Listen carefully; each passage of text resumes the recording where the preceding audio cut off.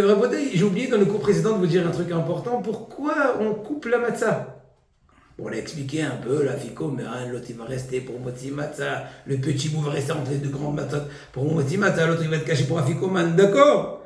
Mais pourquoi? Première raison, parce que tout d'abord, la matzah est appelée lehem oni, le pain de la pauvreté, et l'habitude du pauvre, c'est de consommer toujours des morceaux de pain. Il n'a jamais un pain complet.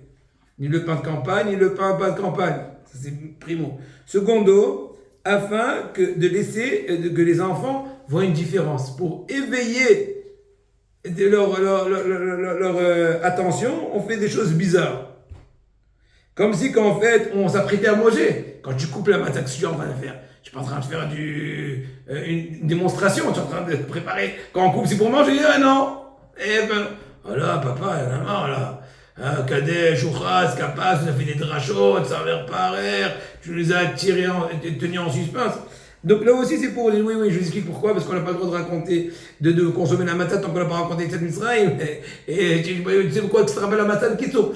D'ailleurs, entre parenthèses, je vais vous dire un truc très important. C'est pas obligé d'attendre exactement la Haggadah pour commencer à déballer toutes les notions. C'est pas une thèse, antithèse, synthèse.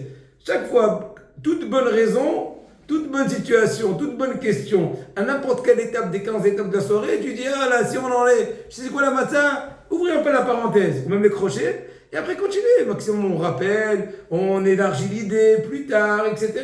Mais au contraire, le meilleur moment, c'est quand il pose la question. Donc en fait, nous on fait des mains et des pieds pour qu'il ait des interrogations, et pourvu qu'au moment où il est, c'est le moment pour faire l'injection de Emouna. D'accord?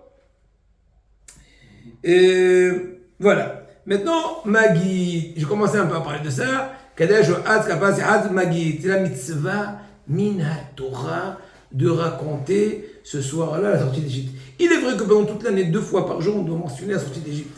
Mais la spécificité qu'il y a ce soir-là, comme ce que dit Raphaïm de Brisk, c'est que le récit de la sortie d'Égypte, le soir de Pessah, il a plusieurs aspects spéciaux qui ne sont pas les restants de l'année.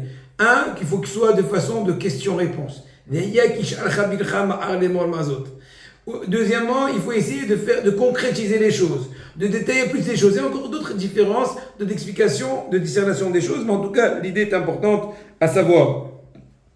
Quand on va réciter la Haggadah, chers amis, on ne va pas s'accouder. C'est un moment de sérieux, c'est un moment de concentration, c'est un moment de transmission, c'est un moment certes très heureux, mais il faut être très éveillé, donc c'est pas le moment de s'accouder, on risquerait de s'endormir comme au milieu, les Havdil des mille et une nuits, les Havdil. Par contre, on aura oui le droit de boire de la boisson qui n'est pas alcoolisée pour tenir un peu le coup si on a besoin. Les Ashkenazim sont marmires même dans cela. Et maintenant, déjà, je vais vous dire un truc sympa. Le prochain cours, on continuera.